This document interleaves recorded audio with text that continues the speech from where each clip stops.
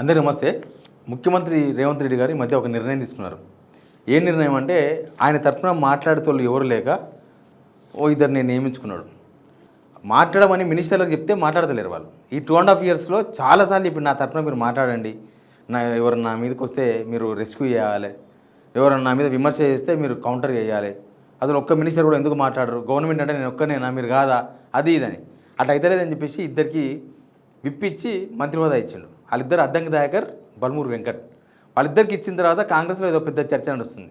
అసలు అంటే మినిస్టర్లకు కౌంటర్గా వీళ్ళిద్దరికి క్యాబినెట్ హోదా ఇచ్చిండ్రా, మినిస్టర్లు మాట్లాడతలేరని చెప్పి చూసుకో, మీరు మాట్లాడకపోతే ఇంకా మాట్లాడరు ఎవరు అని వీళ్ళిద్దరిని పైకి లేపే ప్రయత్నం చేసిండా.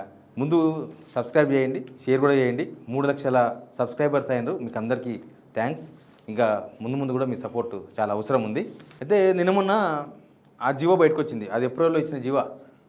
ఇద్దరికి కౌన్సిల్లో ఎమ్మెల్సీలు ఉన్నారు కదా, అద్దంకి దయాకర్, బల్మూరు వెంకట్, ఇద్దరు కూడా నిజంగా కొన్ని రోజులకి వెళ్ళి చాలా గట్టిగా మాట్లాడుతున్నారు, అడ్డంగా మాట్లాడుతున్నారు. అది సబ్జెక్టా కాదా, అసలు దానివల్ల కాంగ్రెస్కి ప్లస్ అవుతుందా మైనస్ అవుతుందా, ఇది నిజమా అబద్ధమా, ఇవన్నీ పక్కన పడేసి వీళ్ళిద్దరు బల్మూరు వెంకట్, అద్దంకి దయాకర్ ఇద్దరు ఏం లేదు, రేవంత్ రెడ్డి ఇది గాడిది అంటే ఆ గాడిదే, ఇది బర్రే అంటే ఇది బర్రే, ఇది కాదు అంటే ఇది కాదు, కుందేలకు 3 కాళ్ళు అంటే ఆ 3 కాళ్ళు ఉన్నాయి, మా రేవంత్ రెడ్డి చెప్పిందే కరెక్ట్, ఆ వాదన చేస్తున్నారు. ఎందుకంటే నిన్న మొన్న కాళేశ్వరం ఇష్యూ వచ్చింది, మనం చూసినాం. ఇంకా వేరే వేరే ఇష్యూస్ కనిపిస్తున్నాయి. ఆ ఇష్యూస్లో కూడా తలకాయ తోక లేకుండా మాట్లాడుతున్నారు, అసలు సంబంధం లేకుండా మాట్లాడుతున్నారు. అద్దంకి దగ్గర అయితే ఇంకా వల్గర్గా మాట్లాడుతున్నాడు. వాళ్ళకి బాధ్యత అప్పగించిండు ఓకే, కానీ ఆ బాధ్యతను కూడా కరెక్ట్గా నిర్వర్తించాలి కదా. అయితే వీళ్ళిద్దరికి ఎందుకు ఇచ్చిండ్రు క్యాబినెట్ హోదా అవన్నీ ఎందుకు ఇచ్చిండ్రు అంటే, మినిస్టర్స్ నుంచి నాకు సపోర్ట్ వస్తలేదు, మినిస్టర్స్ మాట్లాడతలేరు, మినిస్టర్స్కి ఎన్నిసార్లు చెప్పాలి, మినిస్టర్స్ ఎవరు ముందుకు వస్తలేరు నాకు సపోర్ట్ చేయడానికి అనేది ఆయన ఉండొచ్చు, రేవంత్ రెడ్డి బాధ ఉండొచ్చు అది.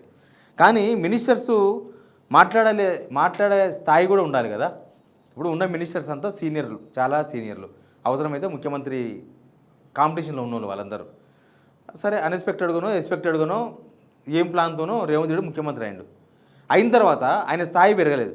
రేవంత్ రెడ్డి స్థాయి సీఎం స్థాయి ఉంటుంది. సీఎం కుర్చీలో కూర్చున్న వాళ్ళు ఆ కుర్చీ స్థాయిని పెంచాలి. రేవంత్ రెడ్డి ఆ స్థాయిని దించిండా ఎక్కించిండా అనేది అందరికీ తెలుసు, తెలంగాణ ప్రజలకు అందరికీ తెలుసు ఆయన ఏం చేస్తున్నాడు అనేది. ఇప్పుడు ఈయనకు మద్దతుగా మాట్లాడాలంటే మినిస్టర్లు ఏంది, ఈయనకు మద్దతుగా మాట్లాడితే మా వాల్యూ పోతుంది. అయినా రేవంత్ రెడ్డి చేసే పనులు కానీ మాట్లాడే మాటలు కానీ ఈ రెండు ఏమన్నా ఎవరైనా సపోర్ట్ చేసేటట్లున్నాయా? ఎవరైనా సపోర్ట్ చేస్తే కనీసం వాళ్ళ పరువు కూడా పోతుంది. అట్లాంటి సిచ్యువేషన్ ఉంటుంది. అందుకే ఎవరు వస్తలేరు, ఎవరైనా కావచ్చు, పొన్నం ప్రభాకర్ కావచ్చు, ఉత్తమ్ కుమార్ రెడ్డి కావచ్చు. బట్టి అంటే కొంత సపోర్ట్ చేసి ఆయన వాల్యూ తీసుకున్నాడు. అప్పుడప్పుడు శ్రీబాబు కూడా మాట్లాడుతుంటాడు, అది ఒక్కో సిచ్యువేషన్లో మాట్లాడినప్పుడు ఆయన మీద ఫుల్ షంటింగ్ ఉంటుంది. అంటే శ్రీబాబు కూడా ఇట్లా చెడిపోయింది అంటారు చాలామంది. కాంగ్రెస్ కార్యకర్తలే అనుకుంటారు, మా శ్రీబాబు ఏంది ఇట్లా మాట్లాడుతున్నాడు, అర్థం లేకుండా అనమాట. రేవంత్ రెడ్డి చేసే దానికి సపోర్ట్ చేయాలంటే అన్నీ వదిలేసుకొని చేయాలి. రేవంత్ రెడ్డి చేసే పనులకు మద్దతు తెలపాలంటే మొత్తం వదిలేసుకోవాలి. ఇంకా ఏమైతే అది అయింది దేకిలే. ఇంకా ఇప్పుడు మాట్లాడుతున్న వాళ్ళంతా అదే పని చేస్తున్నారు.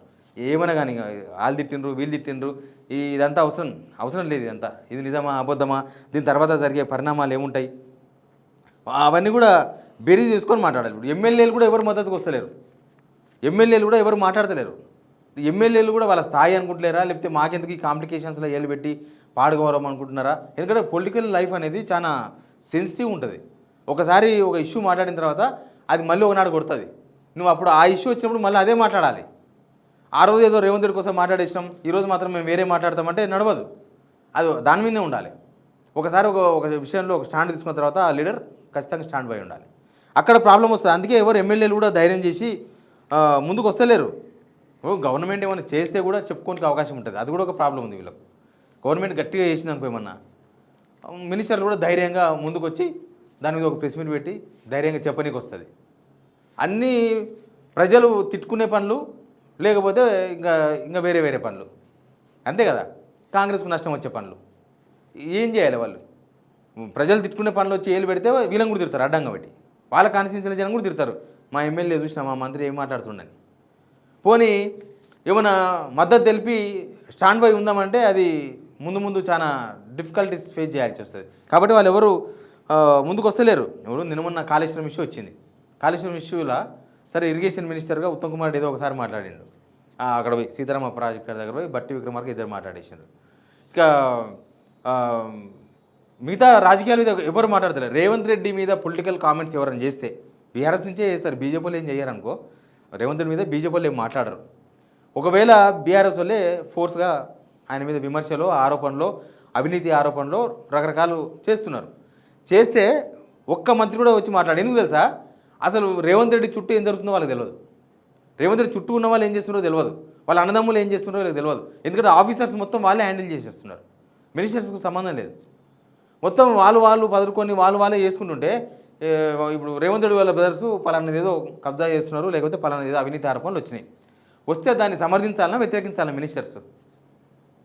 సమర్థిస్తే బొక్కలో వాడతారు. పోనీ దాన్ని వ్యతిరేకించాము, దాన్ని అట్టెట్లా ఖండిద్దాం వాడతానంటే ఆడ ఏం జరుగుతుందో వీళ్ళకి తెలియదు. ఆయన చుట్టూ జరిగేది మొత్తం కూడా వాళ్ళు కూడా కొంచెం తెలుస్తుంది. దాన్ని తప్పు అని వాళ్ళ మనసు కూడా ఒప్పుకోదు చెప్పనీకి. అట్లాంటి టైంలో మినిస్టర్స్ ఎక్కడొచ్చి మాట్లాడతారు? ఇప్పుడు కరువు ఉంది, కరువు మీద ఎవరు మాట్లాడుతున్నారు? ఎవరికేం పట్టింది కరువు మీద మాట్లాడడానికి? కరువు మీద మాట్లాడితే అంతా పరిశాన్ ఉంటుంది. కరువు మీద మాట్లాడితే మరి వీళ్ళు ఏం మాట్లాడతారో, రేవంత్ రెడ్డి ఏం మాట్లాడతాడో, అసలు రేవంత్ రెడ్డి పాలిటిక్స్ ఏందో, రేవంత్ రెడ్డి పొలిటికల్ సర్కిల్ ఏందో, ఆయన బీజేపీతో ఎందుకు మంచిగా ఉంటుండో, టీడీపీని ఎందుకు క్యారీ చేస్తుండో, అసలు ఆయన కాంగ్రెస్ ముఖ్యమంత్రి కాదని డౌట్ ఎందుకు వస్తుందో, అసలు హైకమాండ్ వ్యూ ఏందో రేవంత్ రెడ్డి పైన. రేవంత్ రెడ్డి బేస్ చాలా బాగా పరిపాలిస్తున్న హైకమాండ్ అనుకుంటుందా, లేకపోతే ఇది ఎత్తిపోయింది అనుకుంటున్నారా? ఓసారి వాళ్ళ దగ్గర తీస్తారు, ఓసారి దూరం పెడతారు, ఓసారి అయిపోయి దించేస్తారు అన్నట్టు చేస్తారు, ఓసారి అపాయింట్మెంట్లే ఇవ్వరు. వాళ్ళ వ్యూ కూడా వీళ్ళకి తెలియదు. కాబట్టి వీళ్ళు సైలెంట్గా ఉంటారు. అట్టెట్లా మాట్లాడరని చెప్పేసి ఇప్పుడు వీళ్ళను రంగంలోకి దింపి మీరే మినిస్టర్లు ఉన్నారా, వదిలేరా, మేము మినిస్టర్ని దింపుకోలేమా, మేము పెట్టుకోలేమా, ఆ మినిస్టర్ వీళ్ళు కూడా మినిస్టర్ స్థాయి ఇచ్చేస్తే అయిపోయాయి, వాళ్ళు అంతా ఒకటే స్థాయి అయిపోతుంది, వాళ్ళు మాట్లాడతారు. ఈ మధ్య ఇద్దరు బన్మూరు వెంకట్, అద్దంకి దయాకర్ ఇద్దరు కూడా రేవంత్ రెడ్డికి మద్దతుగా వాళ్ళిద్దరే మాట్లాడుతున్నారు. ఎవ్వరు మాట్లాడతలేరు. లాస్ట్కు ఆయన ఆదిత్య శ్రీనివాస్ వేములవాడ ఎమ్మెల్యే ఆయన కూడా వస్తలేడు. అంతకుముందు రోజు ఆయనదే ప్రెస్ మీట్ ఉంటుండే.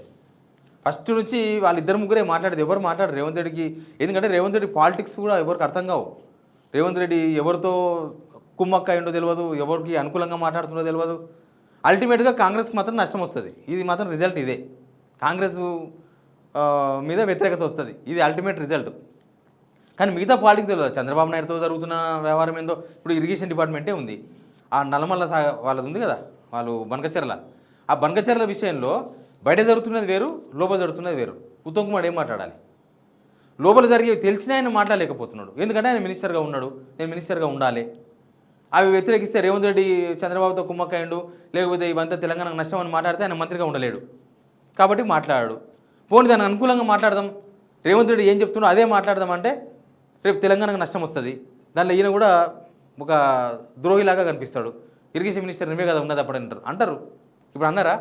ఆంధ్రనివాకు నీళ్ళు పోతే ఆంధ్రనివా కోసం పాదయాత్ర చేస్తే అప్పట్లో కొంతమంది లీడర్లు బొట్టు పెట్టి రాజశేఖర రెడ్డి వాళ్ళకు బొట్టు పెట్టి వాళ్ళ పాదయాత్రను స్వాగతించారు. అది తెలంగాణకు నష్టం చేసే ప్రాజెక్టు ఆంధ్రనివా అంటారు కదా.